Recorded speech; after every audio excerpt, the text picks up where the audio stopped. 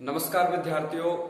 हम पिछले वीडियो में बात कर रहे थे वंशागति वाला जो चैप्टर था, उसमें कुछ आनुवंशिक शब्दावलियां परिभाषाएं थी, उनके बारे में हमने बात की। इस वीडियो में हम बात करेंगे अध्याय 3 के भाग 3 की, जिसमें अपना आज का टॉपिक रहेगा मेंडल के वंशागति के नियम।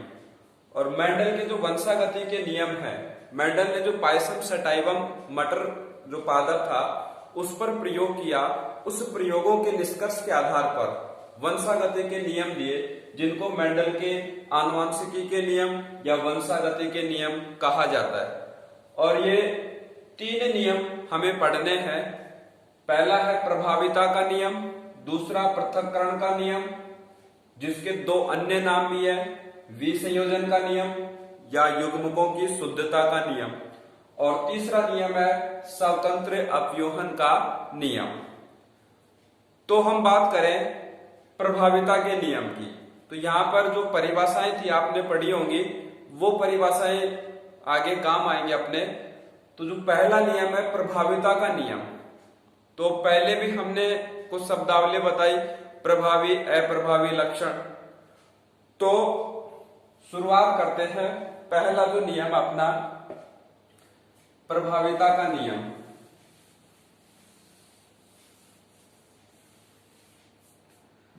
प्रभाविता का नियम क्या कहता है?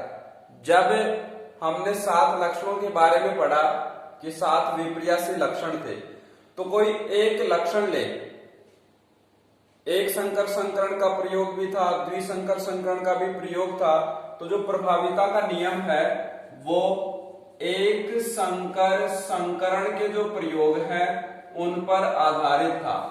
एक संकर संकरण। प्रभाविता के नियम में क्या किया गया?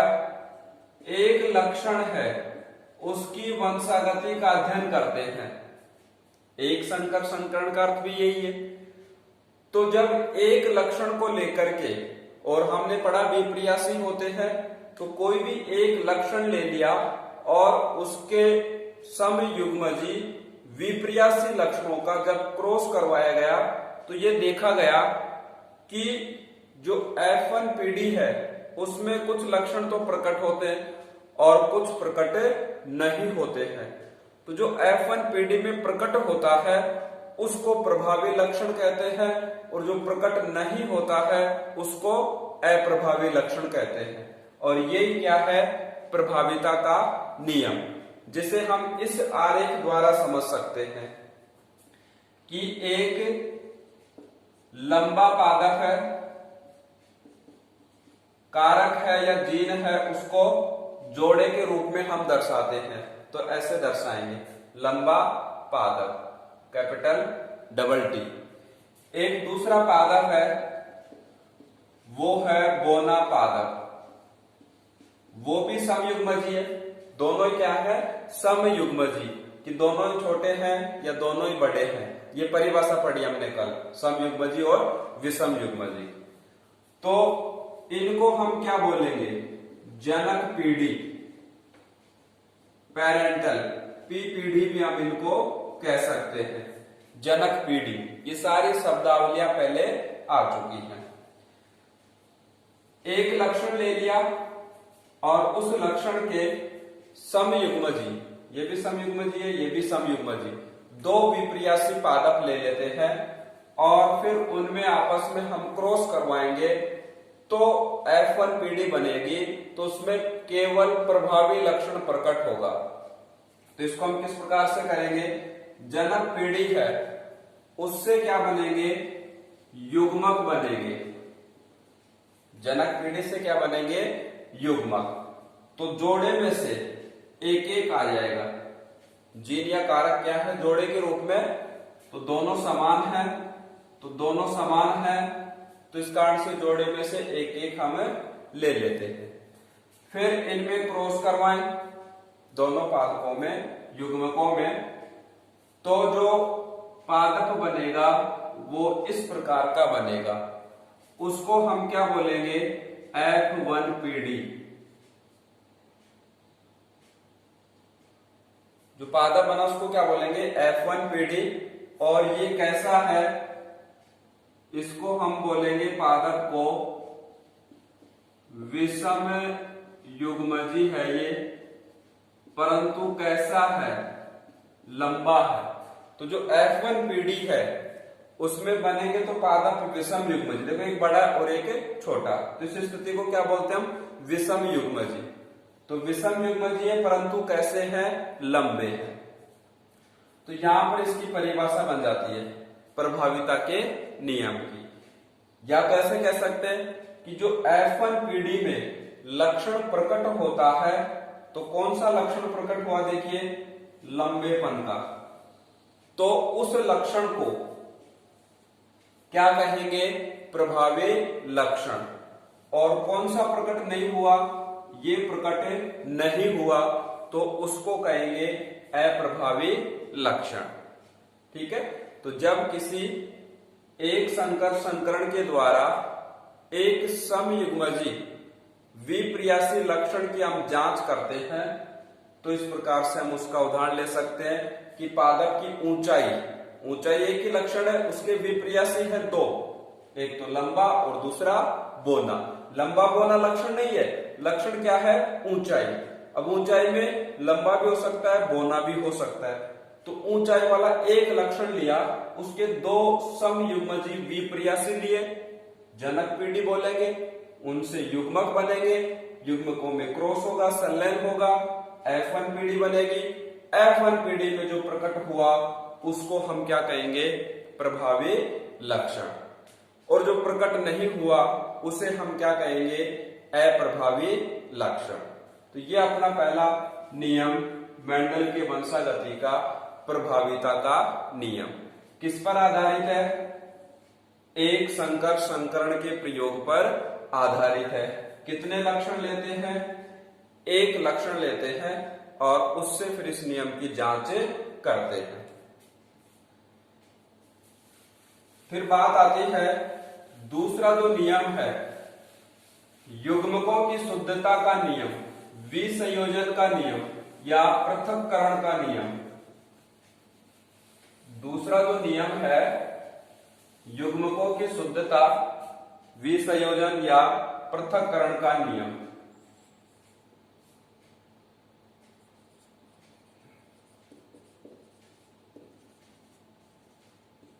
तीनों नाम है, किसी भी नाम से हम पढ़े इसको, तीनों नाम पर ध्यान में रखने आपको, पृथक्करण का, विसंयोजन का, युग्मकों की शुद्धता का।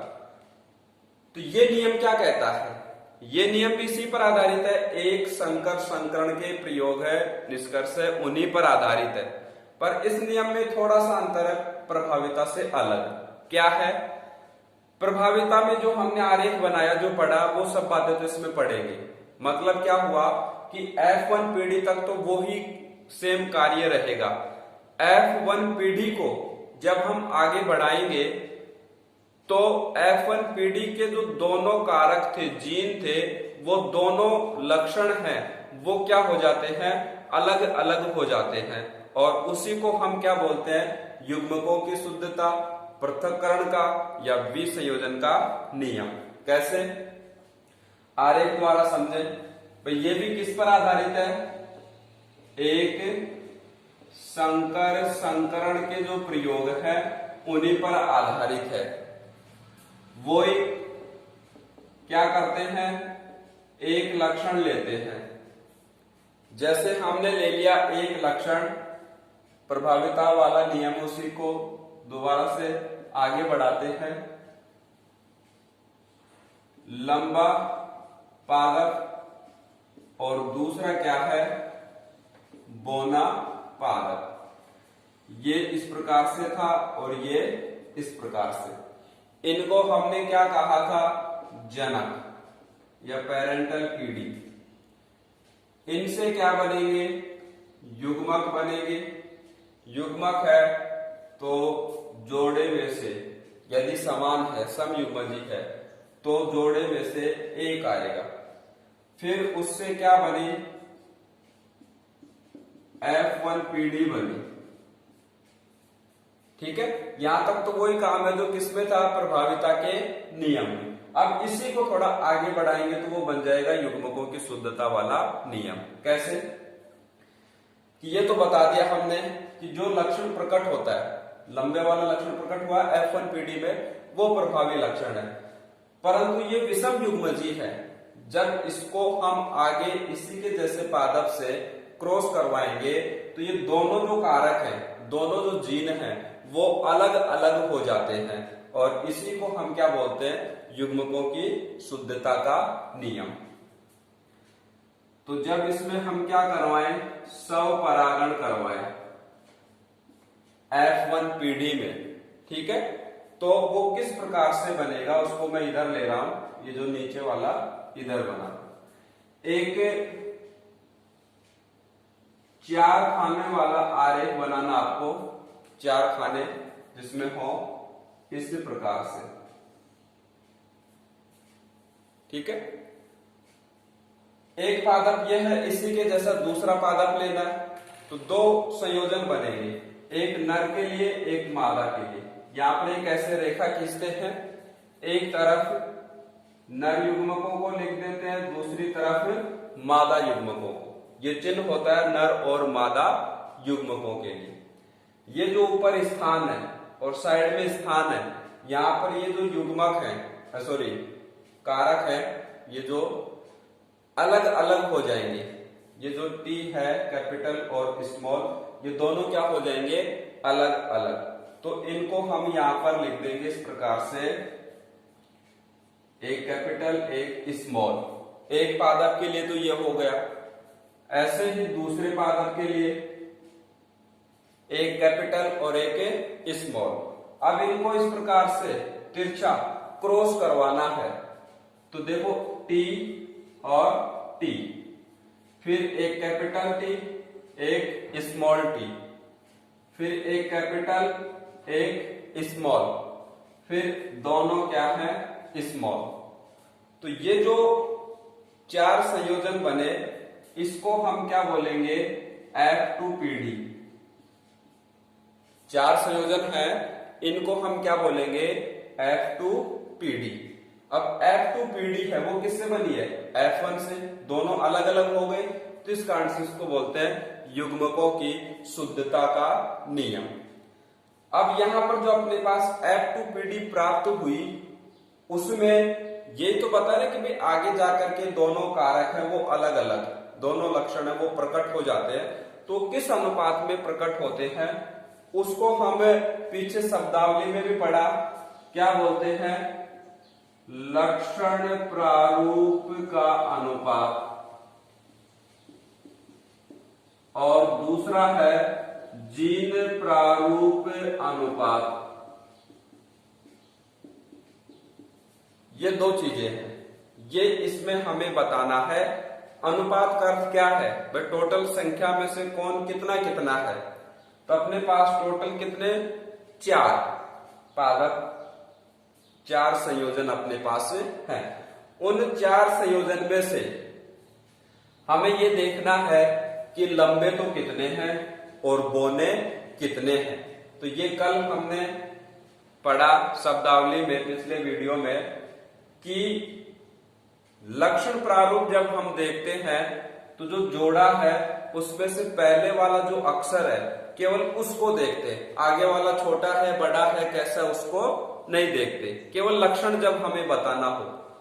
परंतु जब जीन प्रारूप बताना हो तो दोनों को देखते हैं, भाई दोनों बड़े हैं दोनों छोटे हैं, एक बड़ा है एक छोटा है, ये सब बातें देखते जीन प्रारूप में। लक्षण प्रारूप में केवल पहले को पकड़ लिया, पहला जो अक्षर है, तो पहला अक्षर जो बड़ा है वो 4 में से कितने में है, 3 में, तो यहां लिख देंगे 3 अनुपात। फिर बचा एक, उसमें पहला अक्षर कैसा है, छोटा, तो उसको लिख देते हैं 1। तो ये दूसरा जो अपना नियम है पृथक्करण का नियम, उसका लक्षण प्रारूप अनुपात यदि हम बताएं तो वो कितना होगा, 3:1। अब 3:1 का अर्थ क्या है, 3 पादप तो क्या है लंबे और एक कैसा है बोना, तो इसको बोलेंगे लक्षण प्रारूप अनुपात। दूसरा जो अनुपात है वो है जीन प्रारूप अनुपात। तो जो जीन प्रारूप का अनुपात है उसमें हमें दोनों जो कारक है, जीन है, दोनों लेटर हैं, उनको देखना पड़ेगा कि भाई दोनों बड़े हैं, दोनों छोटे हैं, एक बड़ा है, एक छोटा है, सबको अलग अलग लेना पड़ेगा। जैसे दोनों कैपिटल टी कितने पादप में है? एक पादप में है, एक अनुपात लगा देंगे। एक में बड़ा टी और दूसरा छोटा टी, ऐसे कितने में है? दो में, तो दो संख्या लिख देंगे। और दोनों ही छोटे, ऐसे कितनी संख्या है? एक संख्या है। तो अपने पास टोटल 4 संयोजन थे। उन 4 संयोजन में से एक तो क्या है? शुद्ध लंबा। जब दोनों बड़े हों तो उसको बोलते हैं शुद्ध या समयुग्मजी। दोनों कैपिटल हो तो उसको क्या बोलेंगे? शुद्ध या समयुग्मजी। और एक कैपिटल एक स्मॉल हो तो उसको बोलेंगे अशुद्ध या विषम युग्मजी। और दोनों स्मॉल हो तो भी क्या बोलेंगे? शुद्ध और समयुग्मजी। वो बात अलग है कि लंबा है या बौना, पर है तो शुद्ध। दोनों समान होने चाहिए, तब उसको क्या बोलेंगे? शुद्ध, चाहे वो बड़े हो चाहे वो छोटे हो। तो अब इसमें जो हमें यदि इनका नाम बताना चाहे, हालांकि इतना डिटेल से नहीं पूछते आपकी कक्षा 10 में, पर मान लो भाई 3 कैसे हैं, तो यहां पर हम क्या लिख देंगे? 3 तो है लंबे और एक कैसा है? बौना। ये तो काम हो गया किसका? लक्षण प्रारूप अनुपात का। यदि इन तीनों का हमें नाम लिखना हो तो हम क्या बताएंगे? एक पादप है, वो तो क्या है? शुद्ध लंबा अनुपात। 2 पादप कैसे हैं? है तो लंबे ही, पर वो कैसे लंबे हैं? अशुद्ध लंबे हैं। इसको समयुग्मजी भी बोल सकते हैं। शुद्ध को क्या बोल सकते हैं? समयुग्मजी। एक पादप है समयुग्मजी लंबा, जिसको हम शुद्ध लंबा भी बोल सकते हैं। और 2 पादप है विषम युग्मजी, जिसको हम क्या बोल सकते हैं? अशुद्ध लंबे। भाई एक तो ये हो गया अनुपात, 2 ये हो गए। एक पादप बचा, वो कैसा है? वो है तो बोना, पर कैसा बोना है? शुद्ध बोना है। शुद्ध, दोनों छोटे हैं। शुद्ध को हम क्या बोलेंगे? समयुग्मजी। तो ये इनके आप नाम भी बता सकते हैं कि एक तो है शुद्ध लंबा, 2 है अशुद्ध लंबे, एक है शुद्ध बोना।